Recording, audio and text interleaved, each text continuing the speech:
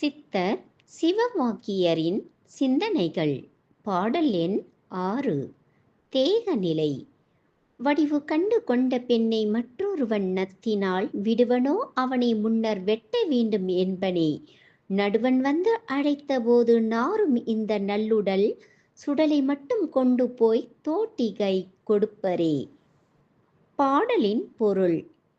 அழகிய பெண்ணை கண்டு மணமுடித்து கொண்டவன் அப்பெண்ணை வேறு ஒருவன் விரும்பிவிட்டால் விடாதே அவனை பிடித்து கட்டுங்கள், முதலில் அவனை வெட்ட வேண்டுமென்று அரிவாளை எடுப்பான். ஆனால் அந்த அழகிய பெண்ணை விதிவசத்தால் யமன் வந்து உயிரை எடுத்து போய்விட்டால் என்ன செய்வாய்? மிக அழகிய பெண்ணாயிற்றே என்று அந்த பிணத்தை அப்படியே வைத்திருக்க முடியுமா? அவ்வுடம்பில் பிணவாடை வீசி நாற்றமடிக்கும் அல்லவா? ஆகவே அந்த அழகிய உடம்பை சுடுகாட்டிற்கு எடுத்துச் சென்று தோட்டியின் கையில் கொடுத்து அந்த தோட்டியிடம் அவ்வுடலை தொட்டு தூக்கி எரிக்கவோ புதைக்கவோ சொல்லுவார்கள்.